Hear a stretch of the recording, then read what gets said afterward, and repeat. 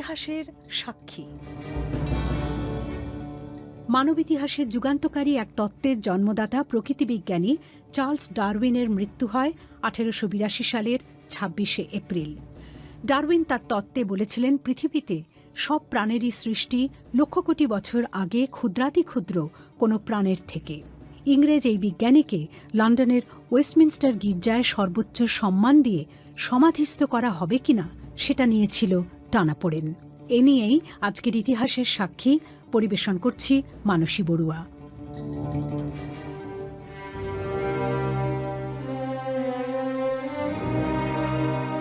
তাঁর শেষকৃত্যের দিন সকালে টাইমস অফ লন্ডন তার খবরে লিখেছিল, এ ধরনের মর্যাদা সহকারে সমাধি দেওয়াটা চার্লস ডারউইনের অবশ্য প্রাপ্য ছিল।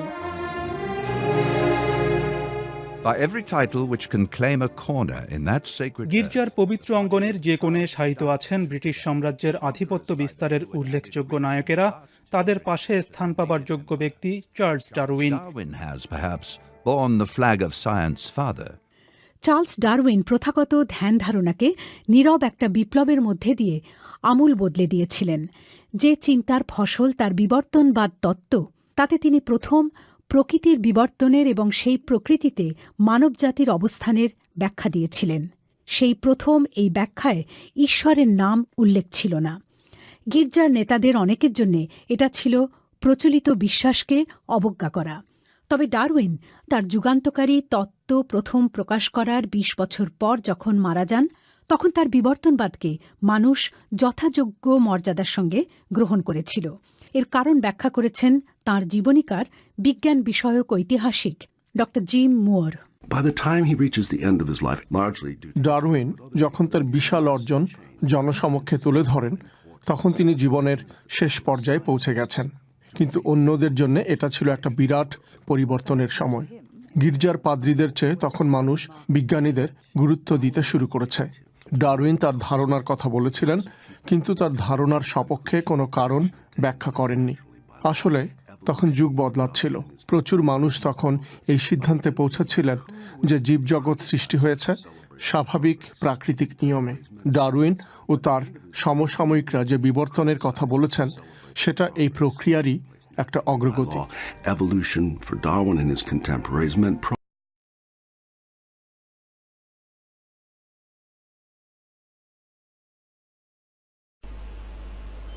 আসুন এবারে এভলিউশনের কিছু পয়েন্ট এখানে আরেকটু ব্যাখ্যা করে বলি।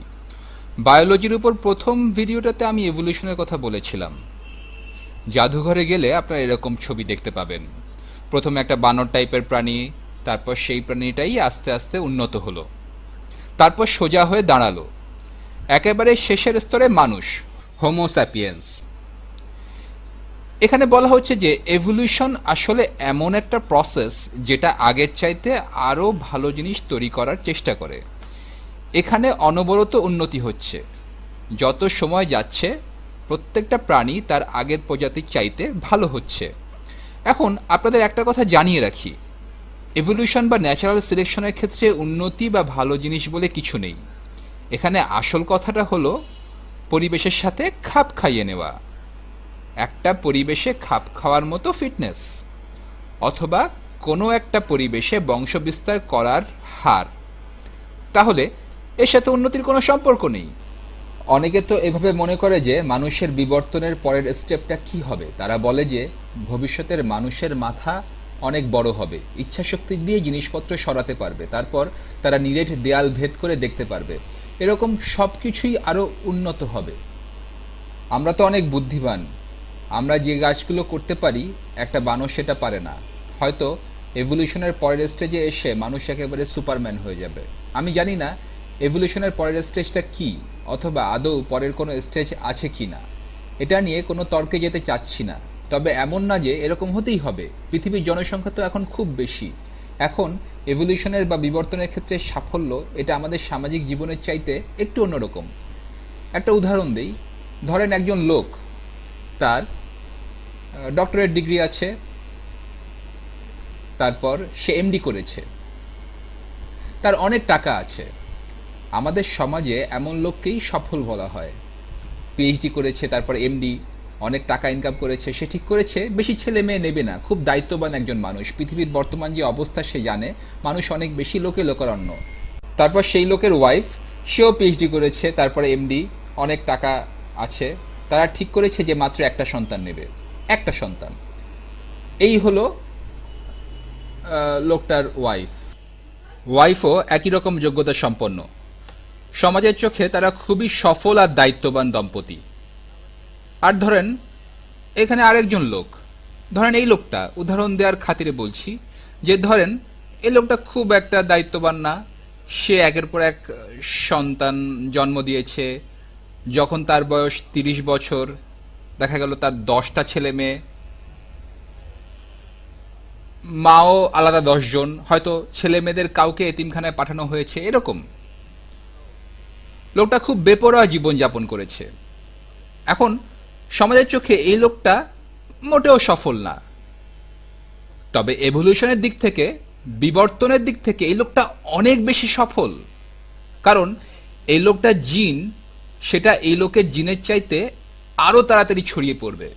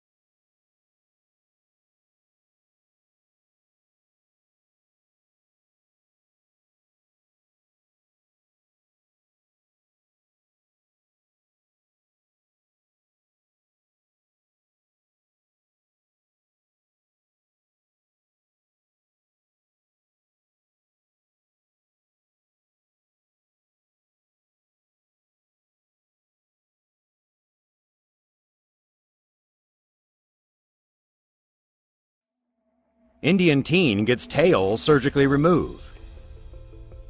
A boy in India secretly lived with an 8-inch long tail growing from his back, which doctors say is the longest ever この recorded. 長い男に会うためタイへ。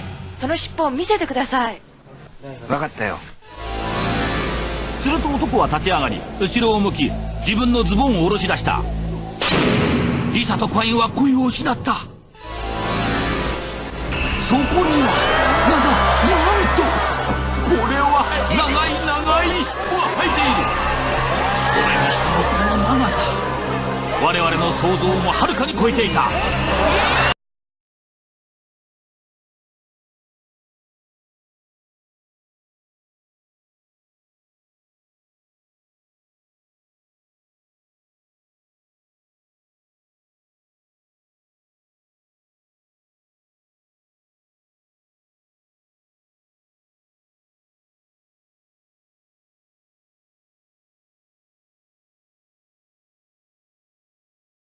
Are born without 4 limbs. And they can do well too. This is Faith the dog, who brings traffic to a standstill in Oklahoma City.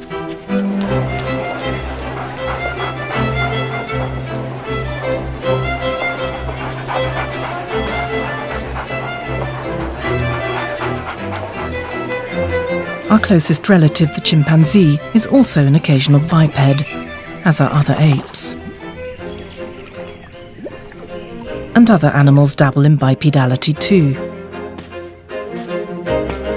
Sometimes rather spectacularly.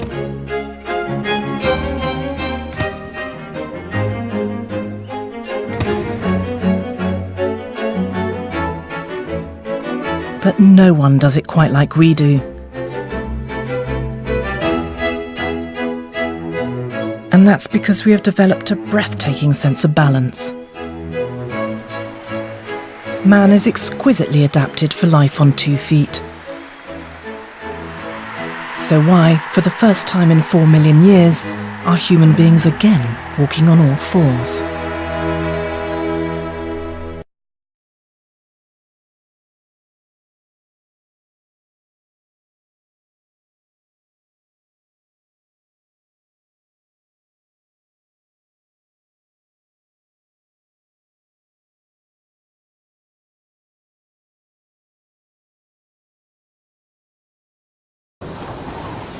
About 4 million years ago, our distant ancestors did something amazing. Something that changed them forever.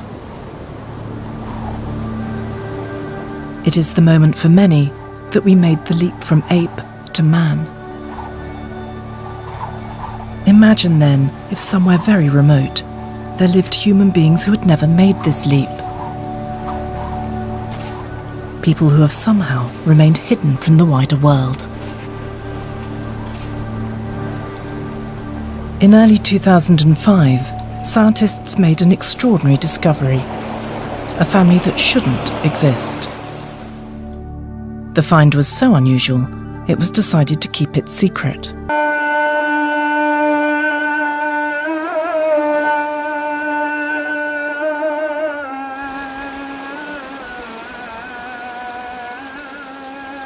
This is a very exciting moment for us.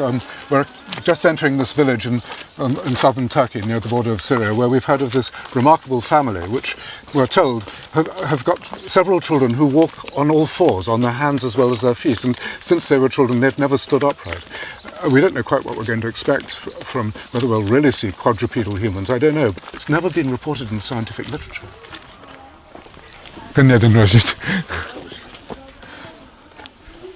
Rejit Ulash has fathered 19 children, a lot even by local standards in this remote Kurdish village. It's wonderful. 12 of them were born totally healthy, but 7 weren't, 6 of whom survive. And the first hint of the problem soon appears from down the road.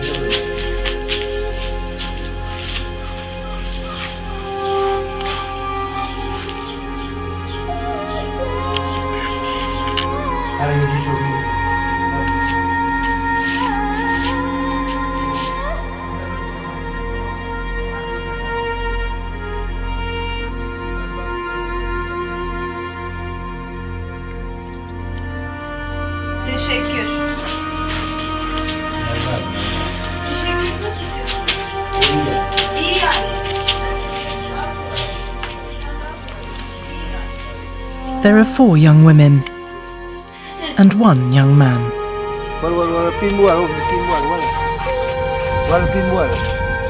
Hussein has walked like this for 28 years.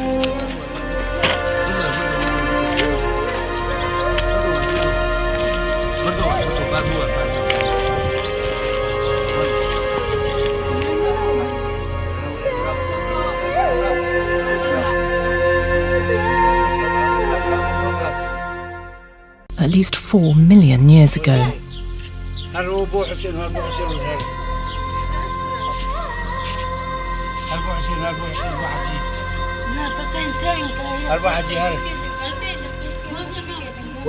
It is uncomfortable and moving to witness the extent of this family's problems.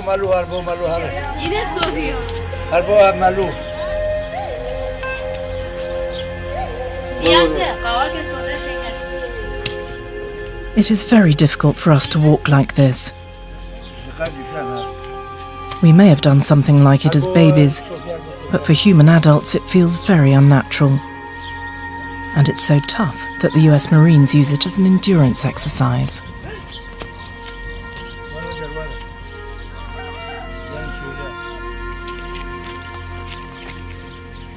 How come they're like this? How do they cope?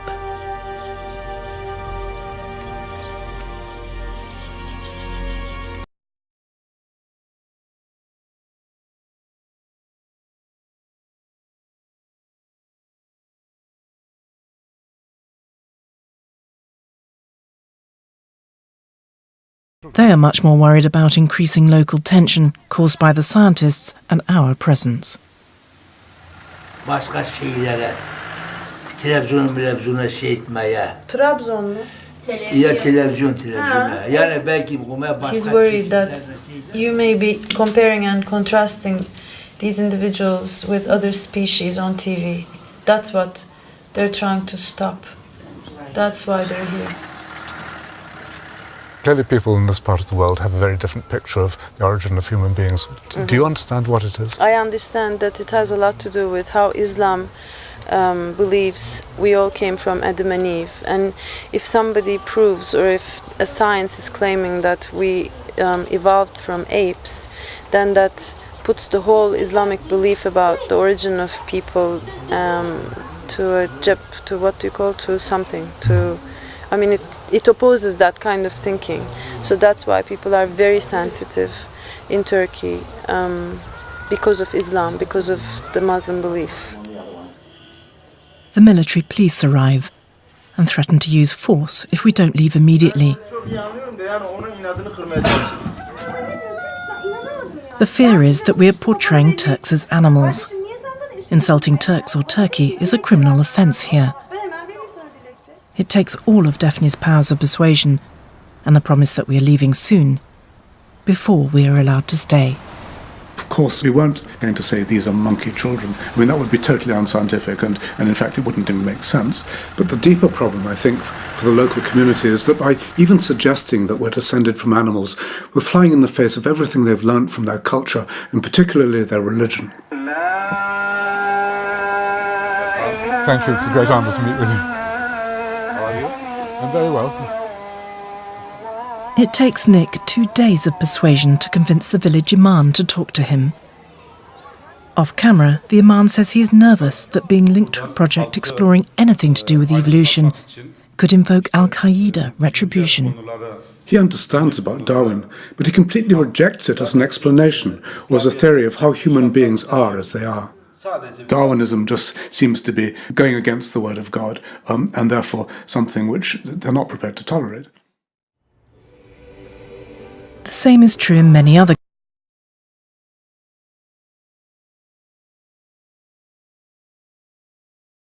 One of them started walking on their feet and hands.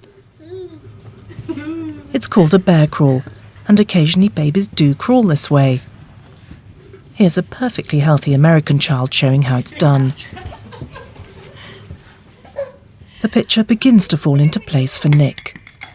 I'm quite certain that the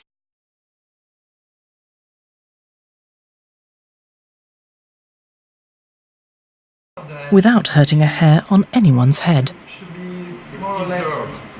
At Liverpool University, they've discovered something intriguing. Hussein tends to walk like most apes and monkeys, and it isn't a very good gait for moving across the ground. It's much better suited to balancing on branches. And that might mean it is still hardwired in us from our tree-dwelling ancestors.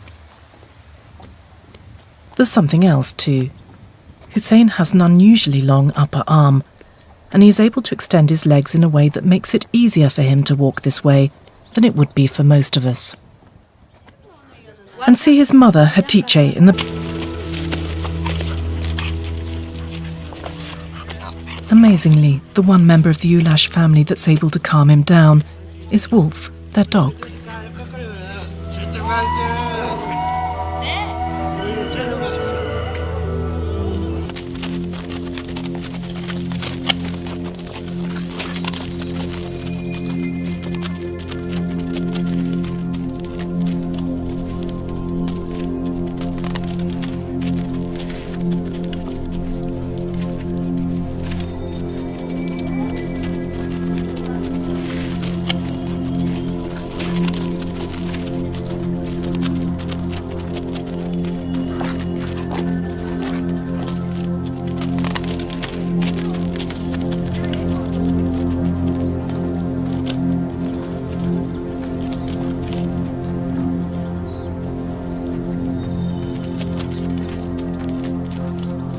Hussein and his sisters present a unique opportunity.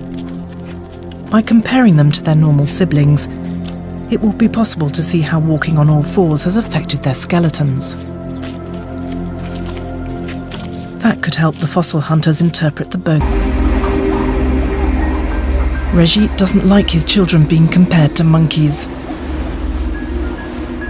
Neither does he believe in evolution. But he says that words can't hurt him.